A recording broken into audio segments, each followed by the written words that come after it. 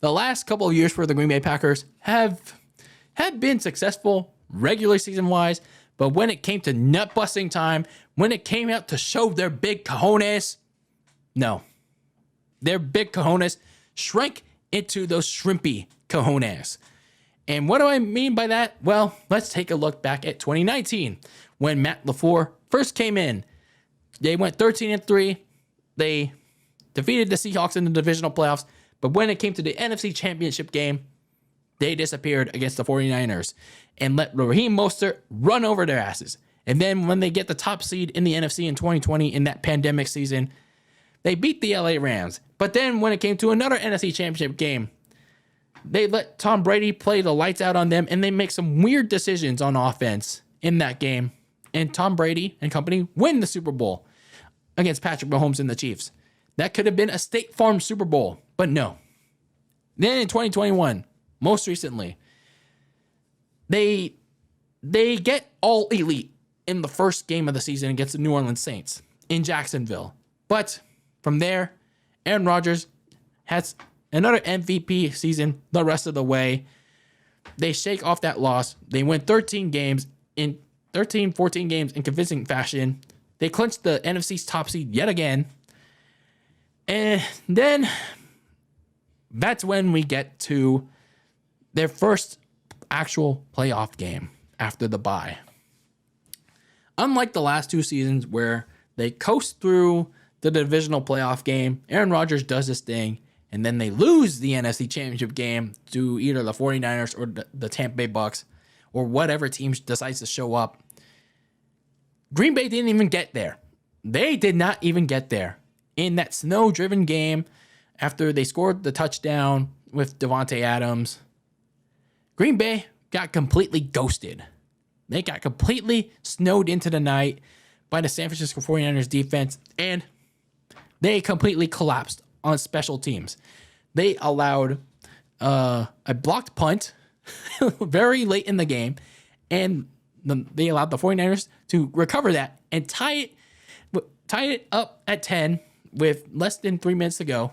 And then they allowed the 49ers to march down the field and upset the Packers with a game-winning field goal to go on to the NFC Championship game on their home turf in the snow. How sad. How very sad. So for the Green Bay Packers, yet another disappointing playoff exit. And there was a lot of drama following that playoff exit for the Green Bay Packers. So you would think that your top goal for 2022, I mean, it still is, when we talk about it right here and now, is to finally get Aaron Rodgers out of that funk, finally get him to the Super Bowl, and actually win it. Because it's been almost over 10 years now, and Aaron Rodgers still hasn't gotten back to the Super Bowl yet. But when you look what happened in the offseason, when you look what has happened, can you even get back there? There are some questions. I mean, the Packers are going to be a good regular season team, especially in a weak NFC, but can they get back there when it matters most? So when you looked at their offseason priorities, when we talked about them in our 2021 season recap, they had to find some receivers, whether it was to complement Davante Adams or to potentially replace him in the event that Davante Adams didn't want to play, because Davante Adams was going to be an unrestricted free agent. And then they had to reload the front seven because they had key free agents in that defense, in that pass rush. But then you get to the actual free agency. You actually get to March. You get to the point where the franchise tagged Davante Adams, but then about a couple days later, the trade for the Green Bay Packers happened. They trade Davante Adams to the Las Vegas Raiders for their first and second round picks. No future picks, just their first and second round picks. And we'll get to what they actually did with those first and second round picks in just a bit. But the fact that they shipped off Davante Adams, they couldn't get him to agree to a long-term deal, speaks to the fact that they do care about Aaron Rodgers, but it comes with a price. It literally comes at the price of having to sacrifice your best receiver right now. And honestly, your best receiver in the last several years since Jordy Nelson. So offensively, yes, you did get Aaron Rodgers to re-sign to a contract extension. You did get Sammy Watkins, who hasn't been great. And of all the receivers, you re-signed Allen Lazard. Defensively, you re-signed Devondre Campbell and Chris Bryant and Preston Smith and Rasul Douglas and Jair Alexander. So some of the key pieces from the last couple of years back in Green Bay. But you go on to lose Oren Burks to the 49ers. You go on to lose Za'Darius Smith to your division rival, the Minnesota Vikings, a key piece in that pass rush. And then Whitney Merciless retires. And then, I don't know if it matters at the end of the day, but Marcus Valdes-Scantling, your third wide receiver, he goes to the Kansas City Chiefs for what I thought was an overpay for what I thought was an average receiver.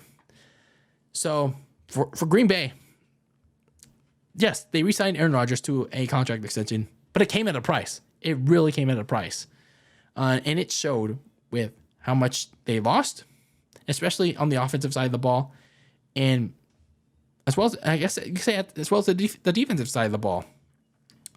Now, sure, they addressed some of that. They tried to counter some of that in the draft with their 2 first-round picks in Georgia inside linebacker Quay Walker and defensive tackle Devontae Wyatt. And I really questioned them. Why didn't they go for a receiver? But they managed to get the receiver that they wanted, and the receiver I wanted for the 49ers in North Dakota State, Christian Watson. Trey Lance's old teammate in college, pretty good, pretty speedy. Some questions about his hands, but it was what it was. Aaron Rodgers got a pretty solid pickup in the wake of losing Devontae Adams, but that's the big question. How long will it take for Christian Watson to build chemistry with Rodgers? It didn't take overnight for Devontae Adams way back then. So it's going to take some time for Christian Watson to build a chemistry with Aaron Rodgers. Now, some other big offseason takeaways for Green Bay, especially as when it comes to defending their spot as the top dogs in the NFC North, because, well, aside from the small spurt from the Minnesota Vikings, the North is still Green Bay's to lose, right? It still is, despite how much they lost. So Aaron Rodgers is going to likely finish his career in Green Bay. I mean, there's no question about it. And despite all the drama, all the speculation of, will he get traded to this place? Will he get traded to Denver? Will he get traded to San Francisco? Will he get traded to, I don't know, the Harlem Globetrotters? But Aaron Rodgers is likely going to finish his career in Green Bay, but he only has one ring. He's in. Sure, you could make the argument that he has no supporting cast, but it happened at his price. He wanted more money. So keeping Aaron Rodgers comes with the price. So it is what it is. And again, like I said, with how much they lost in free agency, it could either give them a minor or moderate step back, because you don't know what the defense is going to look like without Za'Darius Smith and Whitney Merciless, 2 key pieces in that pass rush. And like I said, Christian Watson's going to take some time to build a connection with Aaron Rodgers. So some of their key games in 2022 include the first game in Minnesota. You're facing off against a potentially stronger offense in Kirk Cousins in the Minnesota Vikings, and maybe a better offense than it was, not a better offense, a better defense than what it was in 2022 than it was in 2021 for Minnesota. So Aaron Rodgers is going to have some strong competition in Minnesota early on. Then you have to go to Tampa Bay 2 weeks later to face Tom Brady for Tampa's home opener. Then you go face Josh Allen for the very first time on Sunday Night Football in Week 8 in October. And then Week 15, depending on where you're at the moment with the NFC North, I imagine by the time that the Packers will probably be leading the division, you're facing the Rams at home on a Monday night. And depending on where the Rams are with the NFC West, that could be a key game. Whether the Packers could be fighting for not just the division, but for seeding in the NFC West, in the NFC. Same thing with the Rams. This could be a game that decides who controls like either a top seed, 2 seed, 3 seed, what have you. This could be a game of seeding in the NFL playoffs for 2022. So a lot of questions, a lot of questions for the Packers in 2022. And one question I forgot to mention was their special teams. Their special teams was garbage in 2021. So how do they go about correcting that in 2022? How do they prevent How do they prevent blocked punts from happening? How do they prevent large kickoff returns from happening in 2022? How do they figure that out? That's something that they're gonna have to find out sooner rather than later. But I mean, for the Packers in 2022, they're still gonna win a lot of games. I imagine 11 to 12 wins is their cap. But considering how much they lost in the offseason, and Aaron Rodgers still plays at a good level. I mean, that talent pool is all right, but with Aaron Rodgers staying, like I said, it comes with a price, and who knows if that price is going to affect them in 2022.